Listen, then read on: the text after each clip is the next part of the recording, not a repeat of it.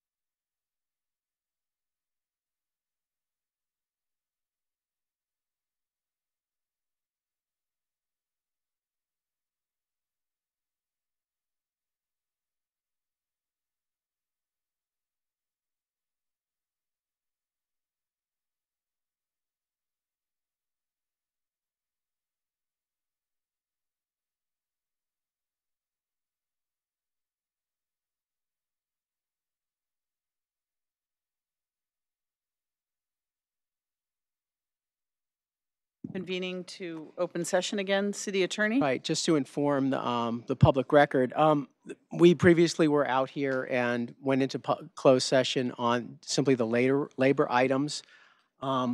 We still have the stadium authority items to go back into closed session on, but I did transmit a memo to the council earlier today. I think you've all received it, I hope. It was a transmittal of a court order that was issued this morning in the Yumori Kaku versus City of Santa Clara case. There are some very significant things for the city to do under this order, and it's important that we confer with you in closed session on this. We'll also be later in the evening adding this to open session, or requesting that this be added to the open session. But right now, we would request that you take cognizance of the fact that this item came up after the agenda was printed. There's a provision of the Brown Act which allows you to add this item if you think it's important for you to consider. And we do think it's important for you to consider to make a decision on this tonight in closed session. So we're now requesting that you vote to add this item to closed session. All right, is there a motion to add this item into closed session? Second. Motion second. Did you have something to say? All right, any discussion from anyone? All those in favor? Aye. Aye. Opposed? Passes unanimously, 6-0. Thank you. We are going to adjourn now to closed session again.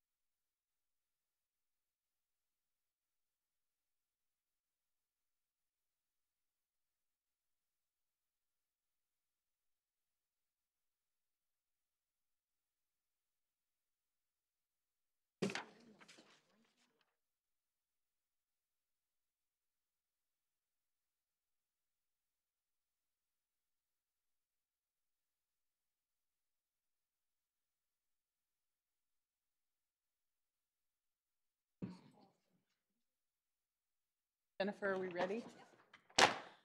Okay, good evening, everyone. Going to call the study session to order.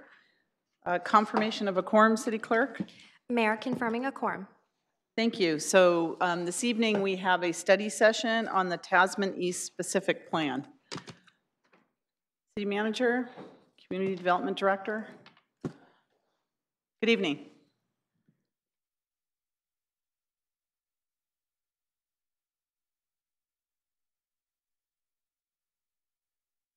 All right, there we go. There you Thank go. you. Andrew Crabtree, Director of Community Development. And here tonight we're having a study session, as just mentioned, on the Tasman East Specific Plan. The Tasman East Specific Plan is a land use plan that's being prepared for a 45-acre area in the northern part of the city on the north side of Tasman Drive between Lafayette Street and Guadalupe River. The area is currently developed with a series of one-story light industrial R&D type buildings. And the site is adjacent to the Santa Clara Golf Course, which is, as you know, entitled for the future City Place development. And the council has established a goal of developing up to 4,500 housing units on this area, and that would help implement a general plan focus area that we have. Tonight, our goal is to just go over the schedule, so provide a check-in as to where we are, and kind of highlight some of the key elements that are in the plan prior to us moving forward with the formal final leg of the process to adopt a specific plan. So just in terms of the schedule, it's been overall about a 2-year process. We've had about the first year or so was really doing analysis, developing the draft plan through a process with community. And where we are now is that we're getting ready to release the environmental impact report in July. And this is leading up to a planning commission consideration in October and city council consideration in November of this year. Through this process, we've had 4 study sessions with the city council, sort of in the 4 phases of the plan development. The first really talked about placemaking. The second, we looked at density, open space, and street network. The third, we talked about the open space strategy. And then tonight, as mentioned, we're going over some of the key elements in the plan, just a comprehensive review of where we are. Also, as we've gone through this process, we've had 4 community meetings. The most recent one was on June 7th. That was the 4th one, a workshop format with different stations around the room, about 15 community members in attendance. And the focus of the comments and the conversations was around the type of place that we were making, the amenities, how the streets would support the new development, trail access, and really just an overall interest in making sure that everything was being properly considered and evaluated to plan a successful neighborhood in the future. So the first of the key elements that we're going to talk to is the land use plan. And this was presented to the council in June of last year, so over a year ago. And it really hasn't changed significantly since that time. It's what we're moving forward as we develop the plan. And that would, for the entire 45-acre area, allow a residential mixed-use development. So that anywhere in that area you can build, that's the change from the current industrial to this residential environment. But it also allows for the existing industrial users to remain as long as they would like to do so. A key component of the plan is this main street along Calle del Sol.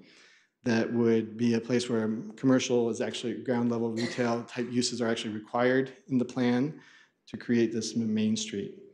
And then a concept that came out through this part of the process as well was that of a distributed open space. So we looked at alternatives that looked at different ways of either concentrating or distributing open space. And the decision was to go with this distributed network that would put some type of open space into different parts of the plan area so that residents everywhere would have some proximity to the open space.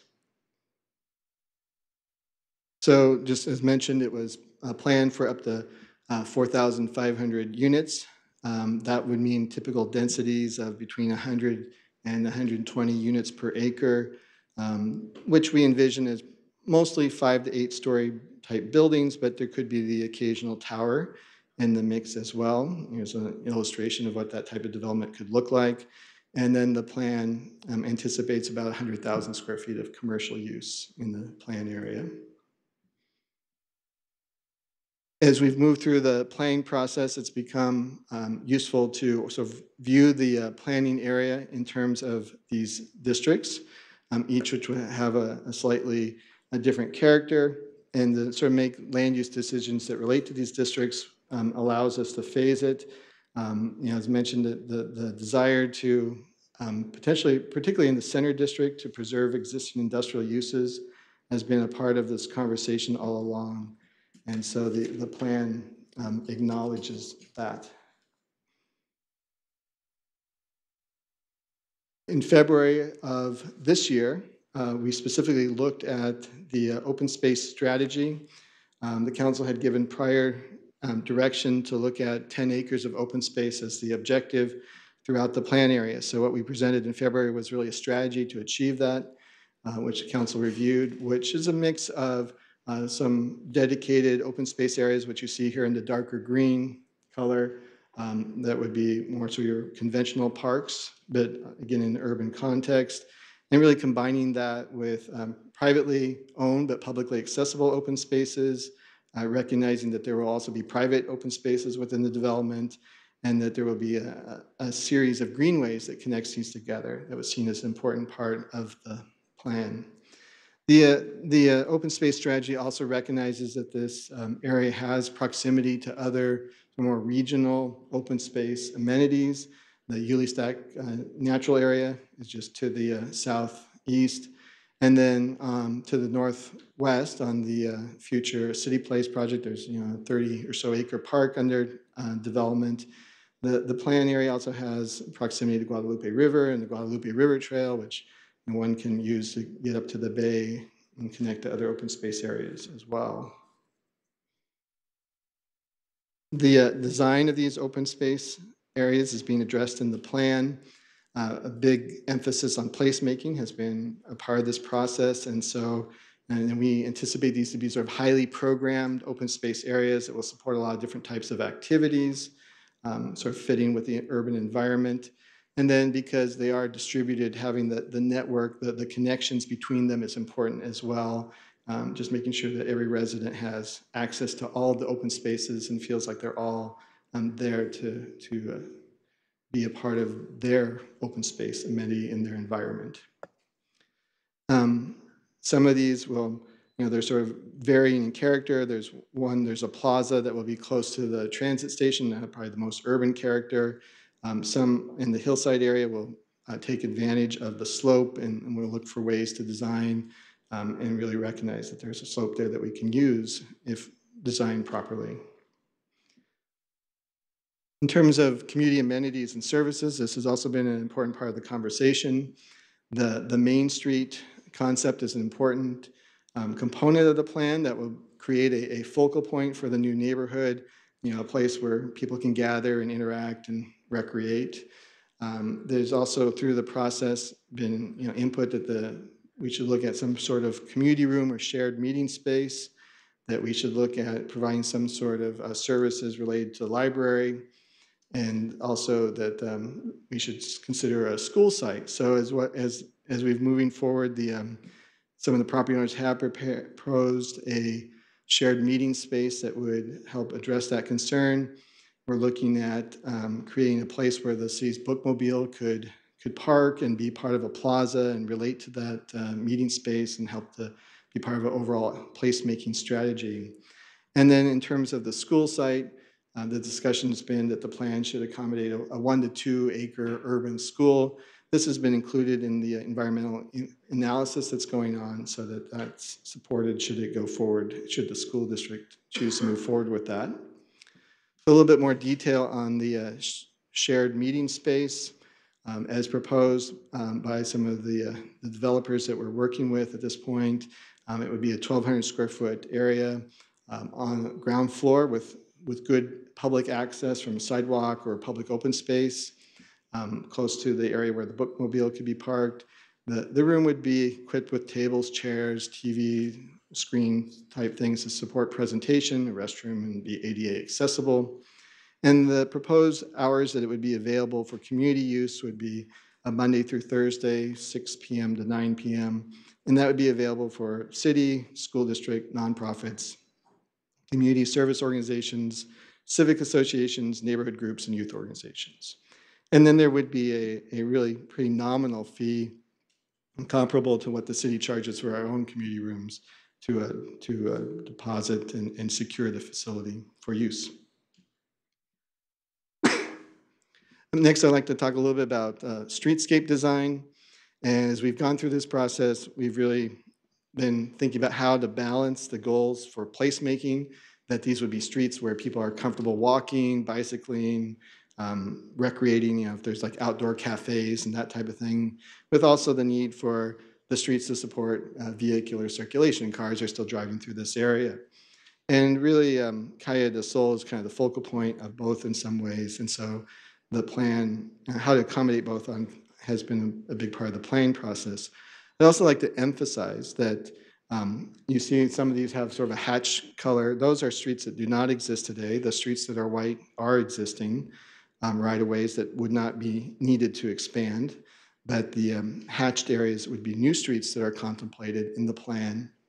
And those would only go forward as development occurs. So, as you see, the Calle del Sol extends to the north from Calle de Luna to Calle del Mundo.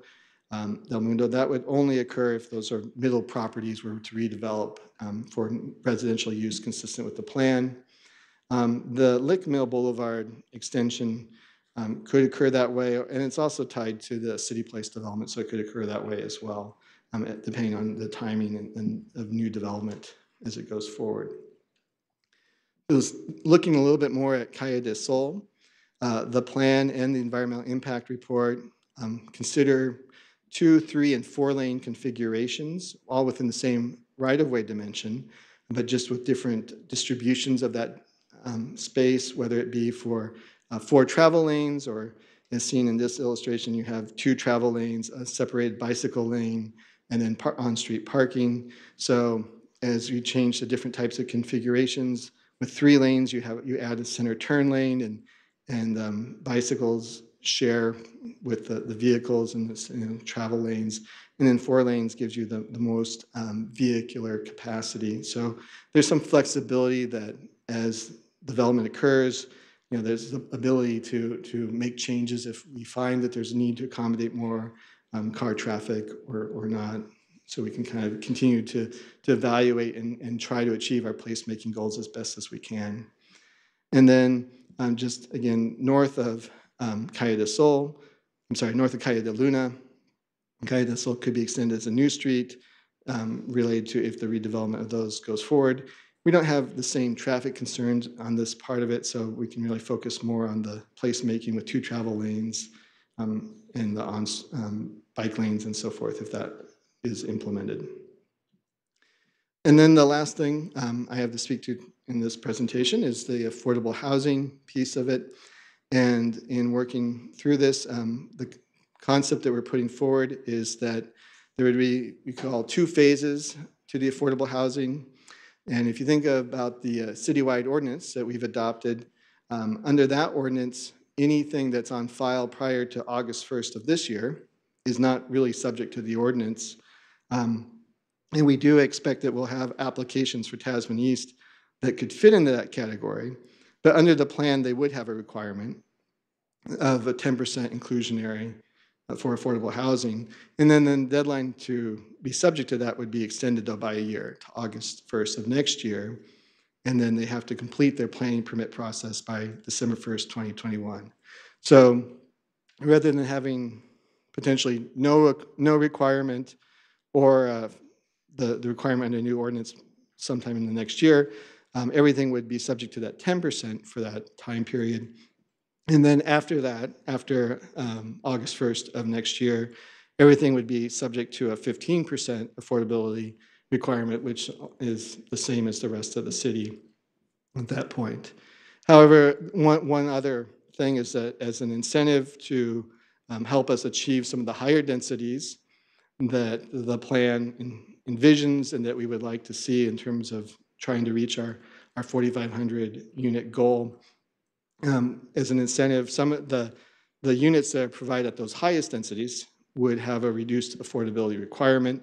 So if a project were to develop at over 120 units per acre, all the units up to that 120 would be subject to the full 10 or 15%. But then for the segment of units that's between 120 and 140, they would have a reduced requirement. And then if they built additional units over 140 units per acre, those units would have a further reduction in terms of their affordability requirement. So with that, I'm available to answer questions, take any input the council has.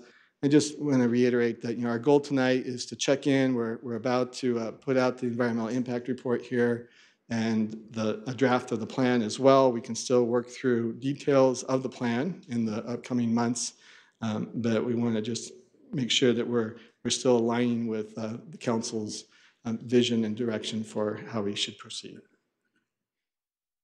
Thank you. Are there council members that would like to ask questions? Councilmember O'Neill? Thank you, Andrew. So I know that a number of the light industrial and manufacturing property owners in the middle are not participating for the foreseeable future. Have we heard anything more about the data center piece that's in, because have we had any more communication with that owner? I would say no. We pretty much do not expect that that property would redevelop in the near term. I mean, that's a significant investment. This diagram does show, the properties in orange are ones that we understand, the property owners are actively either in contract with someone to develop, or they're looking to be, or these are sites on the table. The ones primarily in the center, we have not, we have interaction with those property owners, but they're not expressing interest in development. And so you see the data center there on Tasman Drive and one other building that there's not been any real interest in redeveloping in the near term, but it's a 20-year plan.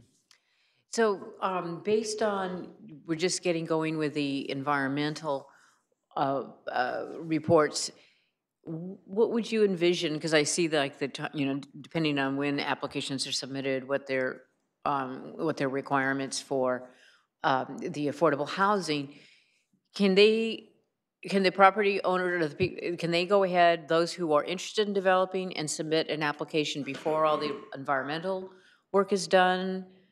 Or, because then they would have less of a requirement to provide affordable housing, or does that have to wait until after the environmental is certified? No, there's no requirement legally or otherwise, policy-wise, for a property owner to wait to submit an application.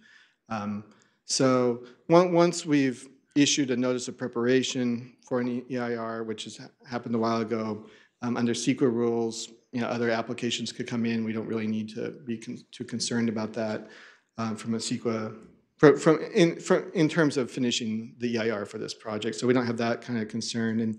And so, applications can come in at any point. They could come in before August 1st of this year. So what might you think would be the earliest that we would see actual construction begin then? Right.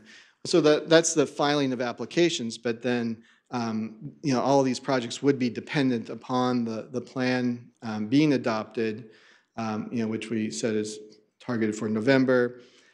They would need to complete their own project-specific environmental review. We're just doing an overall sort of program-level environmental analysis. So with that, I would anticipate some sort of planning approval probably early 2019 for specific projects. And typically, maybe some could get a little ahead of that, but that's sort of what I anticipate.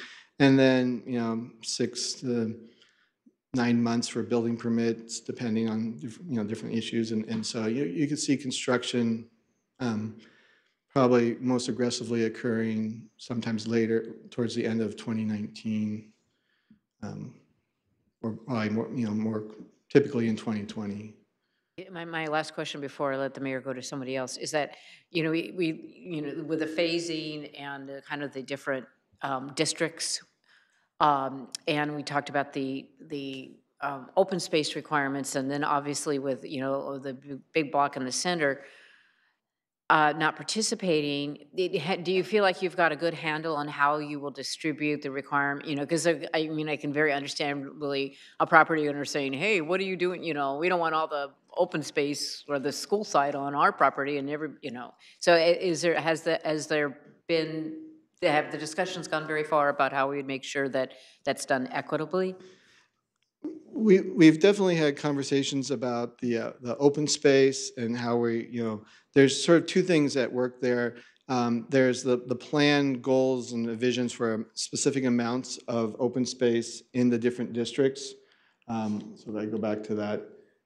You can see the numbers there.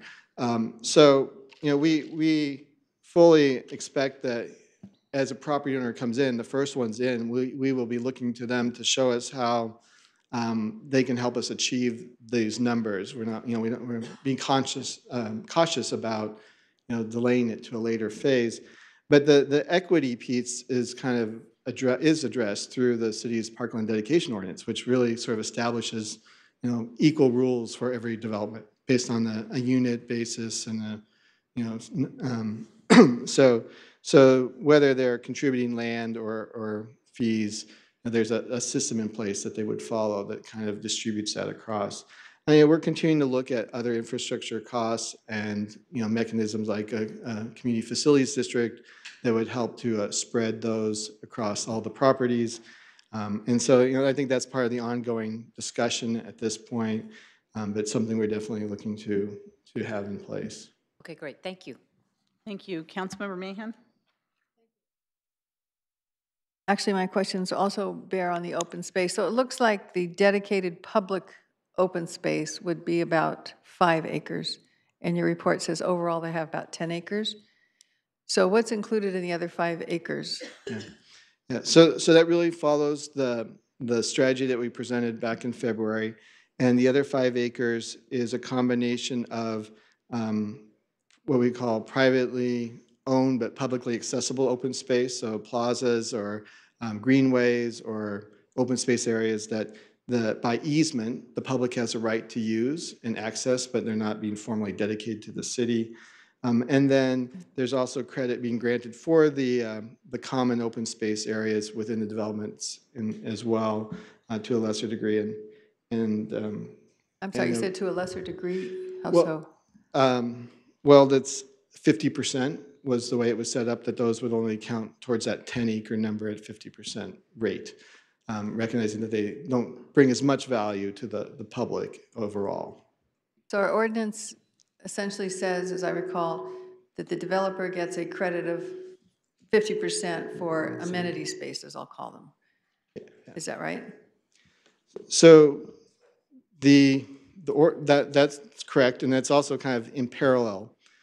So we're trying to achieve this 10-acre number, sort of regardless of what the ordinance says, but there is that provision in the ordinance as well. That's correct. What do you mean regardless of what the ordinance says? I'm not getting it. I'm sorry. Because I understand the credit stuff in the ordinance was meant because, especially in a higher density development, folks like to, have the tot lots nearby, have them in their own sort of backyard, and that's open space, and it may not be publicly accessible, and it's not dedicated as part of the development. There may be a pool area, there may be a park course, there may be a lot of these things that the residents will use in lieu of our parks, so it takes the burden off the parks, because that's the whole point of having the park ordinance is to make sure we have enough park lands and open space. So the other 5 acres, what do you envision is included in those 5 acres of private amenity space, which also gives them the half credit? Right. So of the 5 acres, some would be fully publicly accessible, and it wouldn't really be your traditional private open space or what you would normally think of as private open space, and they would get full credit on that acreage towards the 10. And then What they do have is common open space. We've sort of acknowledged at a 50% rate, sort of mirroring what's in the parkland dedication ordinance. For, following the same logic, we said, how are we going to get to that 10-acre goal? We'll sort of assign half credit to those common open spaces. So that's one set of requirements that's being placed upon these developments, is how to get to 10 acres. In parallel to that, they also are required to meet the city's parkland dedication ordinance. Now, things that they're doing to help achieve the 10 acres also get credit under the parkland dedication ordinance. So they, we're not saying this is a new requirement completely on top of the other. One thing can get credit towards both. But at the end of the day, their obligation under the city's parkland dedication ordinance will probably be greater So can you give me what some they're dedicating. examples? So like a pocket park at the end of a Sure. court or at an intersection or something where it's not dedicated land, it's not city land, the HOA or whatever it is going to maintain that, but it's accessible because anybody walking by could sit on the bench. That would count for full credit? Yeah, so like that? Yeah, that would count for full credit towards our goal of 10 acres. And then say a tot lot that's just accessible by homeowners or residents, that would count for half credit. Correct. And how about a pool? Yeah, a pool could count towards that Half as well if credit. it's designed in the right way. There's requirements in the parkland dedication ordinance. Okay. Okay, thank you. Councilmember Davis? Thank you, Mayor. Could you remind me who is in this specific plan? I've got Summerhill related. Who else is in there? The developers that are actively working with us, we have Holland Group, and then we have Rethink, but the other name is yeah, Ensemble. Thank you. Okay. Ensemble. And Summerhill, I think you mentioned Summerhill related. Okay, Yeah. so there's 4 right now. There's 4 that are most active. There's some other people that are talking to us as well, but those are Okay, the so 4. out of those 4, how many would you anticipate will file by August? I would anticipate all 4, possibly a couple more may come in. 4 and then possible more. Okay. Okay, so my next question to you is Parkland again. How are we going to, because I'm anticipating over 13,000 people moving into this one little cubicle here. How are we going to make the parks contiguous so these people can get from place to place to place to place? Because City Place has 35 acres going in. This has approximately 10 acres, and a lot of people use the parks as an extension of their living rooms. So I'm really curious was there a plan discussed on how to make this contiguous with what we already have in this city? So did you talk about this and how we could get them to get from different places without running into traffic? Yeah. So yes, we've talked about it at the end, running into traffic. I mean, of course, it'll be necessary to cross streets at some point to move about. But a key component of it is the greenways that's internal to the plan area. So the different open space areas in the plan area would be connected by some kind of amenity open space corridor. Throughout the design of that is going to be worked out through the plan process. But the plan anticipates all of these would be connected. Now, we talked about Calle del Sol being pedestrian friendly. The other streets as well, will certainly have good pedestrian facilities, so pedestrians can move around that way. There will be a need to cross Tasman Drive or Lafayette Street to get to Eula Stack Natural Area or to the City Place development. But again, as we design Lick Mill, we're going to design it in a way that has good pedestrian facilities. The plan area is also, the open space is going to connect to the Guadalupe River, to the river trail there. That's very much being addressed in the plan. Okay, so that will be very clear as we go through this process? Okay.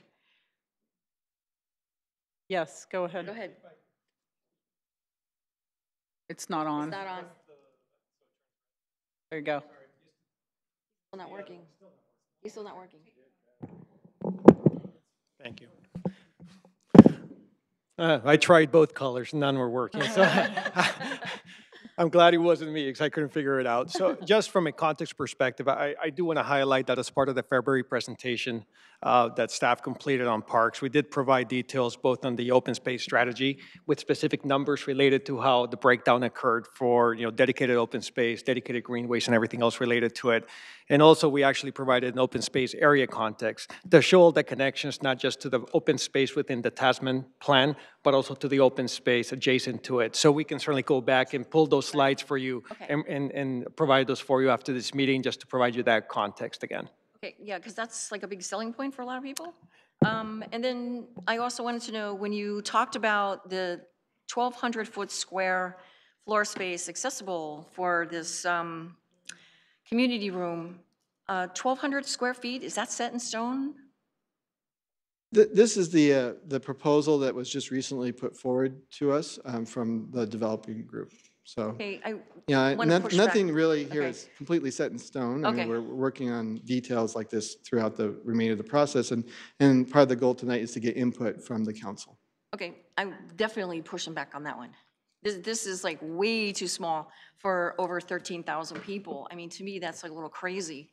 And the bookmobile, I agree with having some kind of pickup drop off that is, not unless one of these developers will give us a little space for maybe a library slash kindergarten thing, I don't know.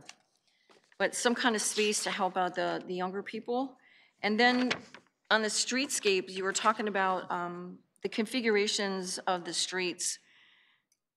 That's a lot of people gonna be stuck in a lot of area if there's games, 49er games, because that'll get shut down. So what is the plan for that? Do we have some team up kind of thing working with that too, or? Can somebody answer that question? I will.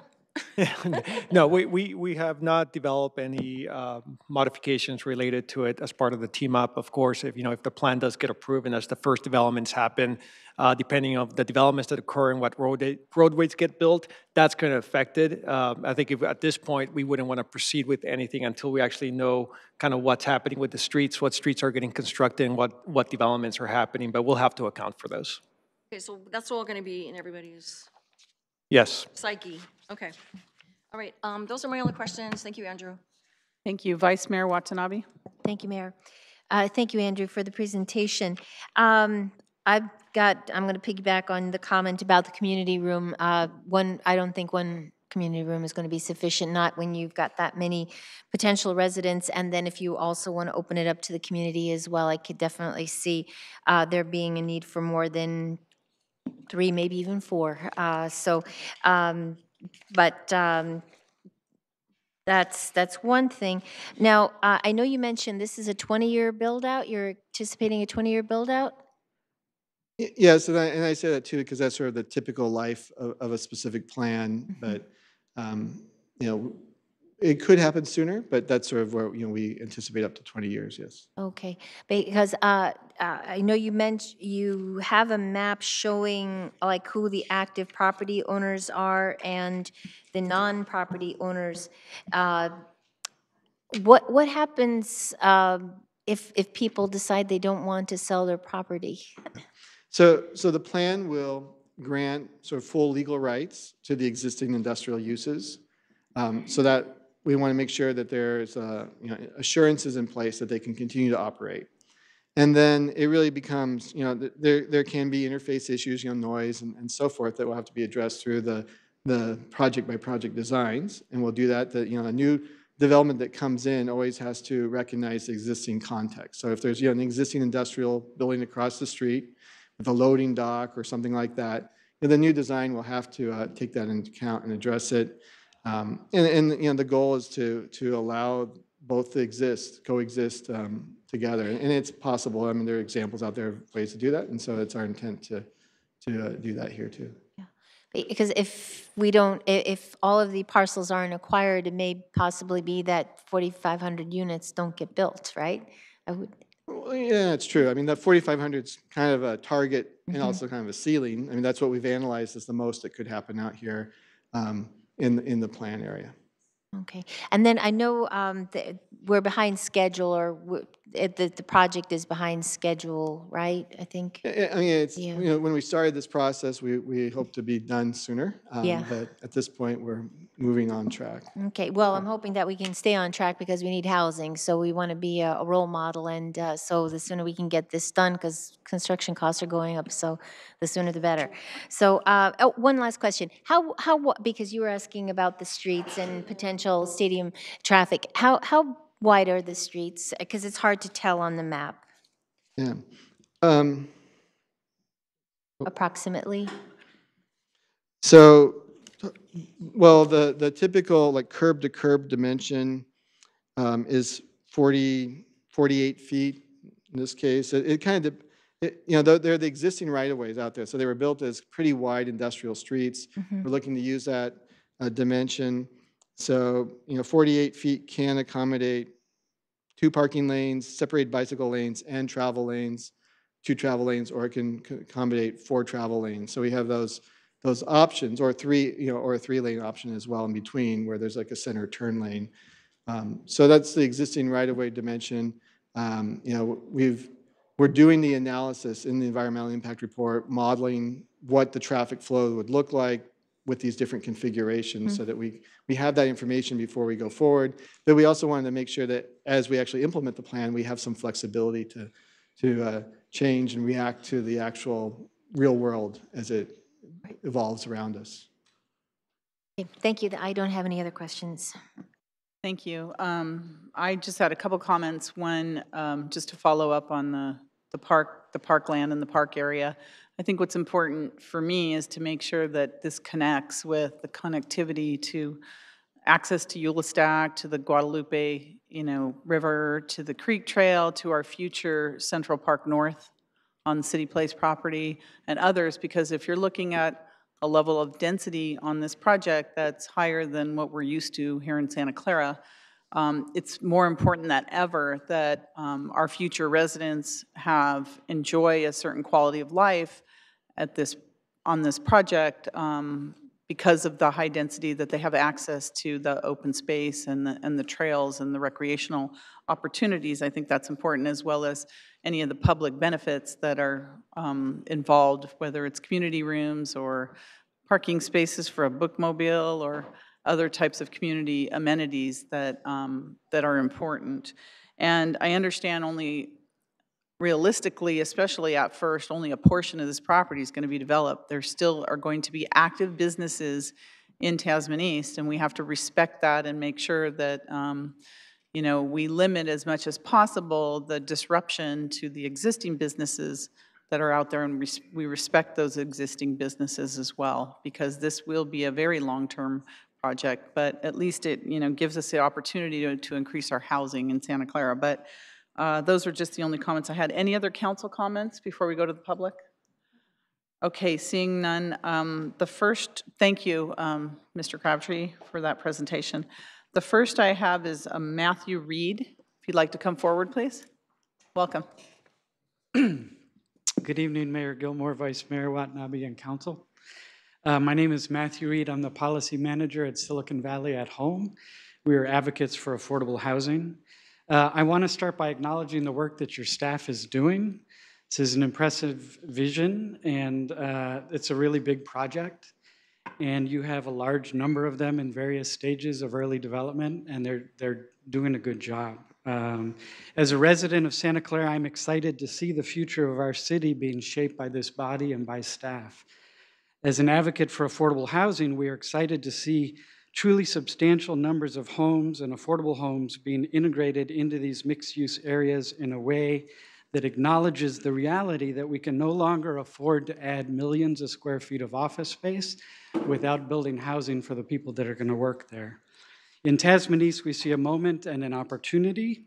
There was a grandfather clause in the inclusionary policy, yes, and there is a very soft target of averaging 100% affordable in the inclusionary policy. But we're talking about as close to 4,500 units as you can get. This is a very big project, one that promises with others in the immediate area, both tremendous potential and very real challenges. This is too big of a project to be constrained by policies that were designed for smaller developments, as staff acknowledged in requiring 10% inclusionary in phase 1. We recommend the following. While we understand that the challenges of type 1 construction are limiting in terms of costs, you can do better on the affordability levels. We believe that you should leverage more affordable units rather than fewer as you increase the density. 2, you should ensure the inclusionary units are built on site.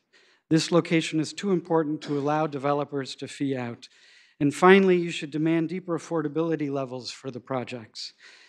A project of this size should be able to average 80% AMI rather than 100% AMI.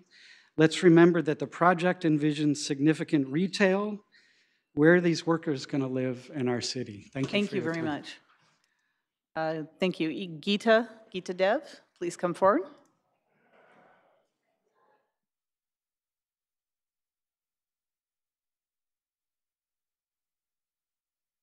Good evening. Good evening, Mayor and council members. It's a pleasure to be back here and speaking to you on one of the projects that I can tell the council really cares about and you worked really hard on. I'm disappointed, I must admit, in the diagrams that I saw today because there's so much has been lost in these ultimate diagrams. And I hear the questions raised by the mayor, by Councilmember Davis, by Councilmember Mahan about the connectivity. And I'm very much afraid that some of that might be getting lost as we are distilling it down to some essentials. One of the things we'd always talked about is making this a very pedestrian-oriented, very bicycle-oriented, not an automobile-oriented neighborhood. And while we're showing the greenways and the parks, what we are lacking is something that everyone talks about, but it's not shown on the diagrams, and that is maybe in dotted lines, the pedestrians being allowed to filtrate through these projects. If it's not shown on the diagrams, us architects will not do it. It has to be drawn on there. It can be greenways. These can be drawn as wiggly dotted lines. In Castro Street, as you all know, there are pedestrian paseos, mid-block pedestrian paseos. Those were drawn in. They didn't have to be in that particular location, but they had to be there, mid-block crossings. In Redwood City, we advocated for it. They didn't show it. They said, don't worry, the verbiage is there. It has never happened. The new buildings are big blocks. You can't get through them. So it's very important. And the other item is that the river walk should not just be expressed as a little strip as the river trail. This should be a pedestrian park. It should be a river walk. It should be a linear park. And that needs to be articulated on that diagram. So these are two very important items. The last thing that I bring up as Sierra Club is the bird-friendly design. We've got the park, we've got the natural area right next to it. We've got the river. We've got birds flying up and down. The glassy buildings that sometimes we envision as along the river are really deadly for birds. And I hope that we will all keep that in mind as we go forward. Thank you so much for all of your work. And I hope future city councils that actually deal with this understand a lot of the thinking that you've put into it. Thank you. Thank you so much. I don't have any other cards, so if anyone would like to speak, please come forward. Please come forward.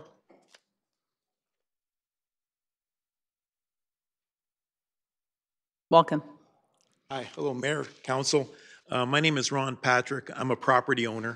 On this notice of this for today, it said that the proposed creation of a new planned land use designation, transit residential, which includes supportive commercial uses.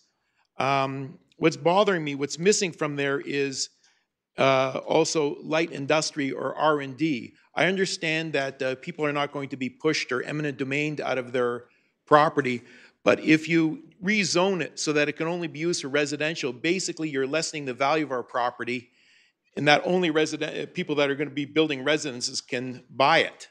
And then the people at the end, which will have the smaller properties, the residential people, builders will say, well, you know, it's expensive to build on this small lot, and we'll have to offer you less. And what happens is, it's an old play. What happens is the owners just don't sell. And what you have is eyesores created there. So it asks you to make sure that this new land use designation, transit residential, includes light industrial or R&D. God forbid you somebody who lives here actually has a job there, which would be a nice result. And that's basically it. Otherwise, you're just killing the value of the property. Thank you. Thank you.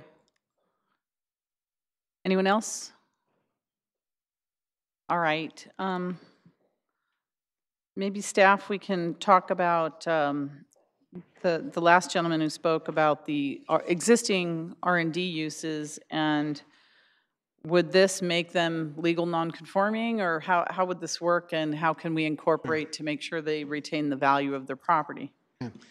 So the intent all along, we've never wavered from this, is that industrial uses would be legal, not just legal non-conforming, but they would be legal, that there would be a zoning district that would be adopted to implement this plan, and they would retain full rights to operate under that. So I think the notice's reference was really speaking to what's being new and different. The industrial is there already and is intended to be preserved alongside it as long as they want to continue to operate. So they have an industrial business and they want to sell their property for industrial use, they're allowed to do continued industrial use. They'll be allowed to do that. They won't be a non-conforming use and then have to conform to residential and lose the value. So you're saying that will not happen? Right. They can, an industrial user can sell their property for industrial use. It's continue the same That use. will be included in this transit residential? It'll be included in the plan, and yeah, we might change the name, we'll look at it, but it'll be there and it'll be allowed. Okay, so I know this is just a study session, but is there, what's our next step in terms of the, our next time that we'll be able to revisit this again? So at this point, the intent is to bring the plan itself to the council for adoption in November of this year. And so, if there's an interest in other steps between now and then, that's something too that the council can let us know. So is it possible, I'm just speaking, is it possible to bring back before then the parks plan with the connectivity and that, so that we can actually see it in the pedestrian and bicycle plan as well, so that we'll be able to take a better look at that? So one thing we can look at, and we'll go back and take a look at this schedule, is now once the plan becomes public, we're hearing an interest from the council to look at a couple maybe specific details in the plan with more focus. We can look at scheduling a study session in between now and the plan and the plan coming to council for adoption to get into the parks section of the plan as well as the transportation section of the plan. So we'll work with the schedule to see when that would work as it relates to the plan being out in the public as well. Okay, Councilmember O'Neill, and then I have some Yeah, I just wanted also to acknowledge the comments about the affordable housing. Maybe I mean, that may not be, I'm not sure if that's covered by the EIR or not, but I definitely think that we do need to take those thoughts into play, as well as the open space in it.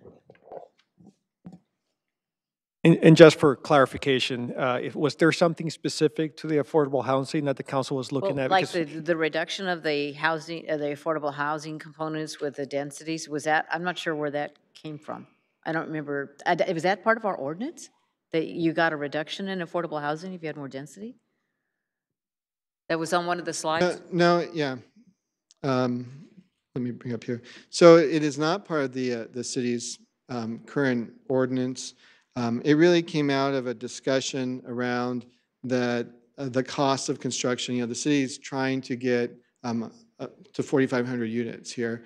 Really would require some type 1 construction, steel, concrete construction, which is more expensive.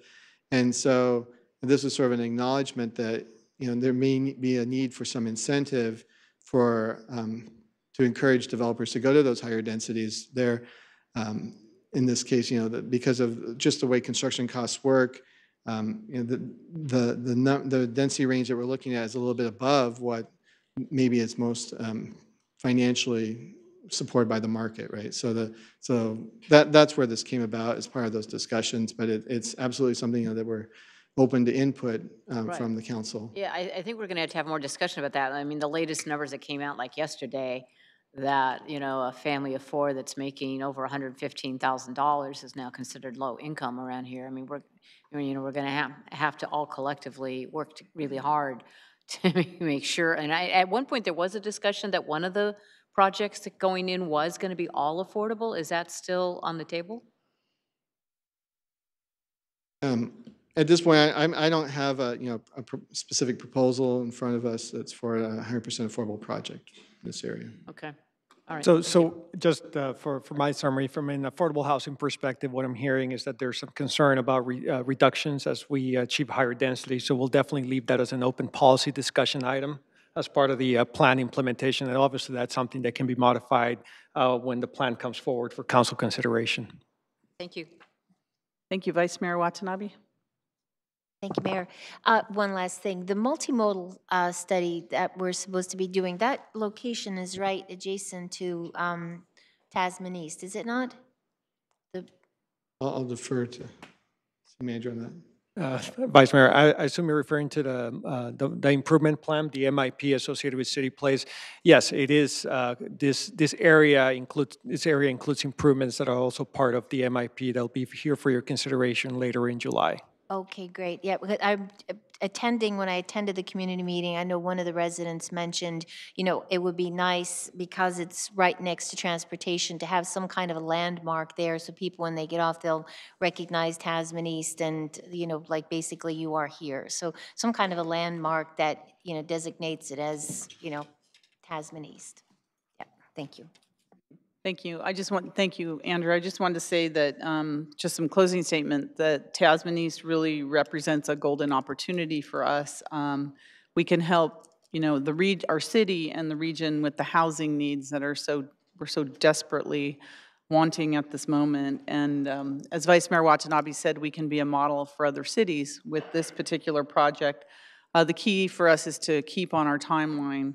I know the staff is hearing from the council tonight that we like the direction that it's going, and we'd like to see more specific information about the items that we talked about, the parks, affordable housing, bike, pedestrian, that. But we want to make sure that we can be responsible, but also get there as quickly as we can so that we can get these housing units online. For everyone involved. So thank you very much for the presentation, and we look forward to the next installment of more detail on Tasman East in the upcoming meetings. Thank you very much. Okay. Would council like to go straight into the council meeting, or would you like a 5-minute break? Okay, 5-minute break, please.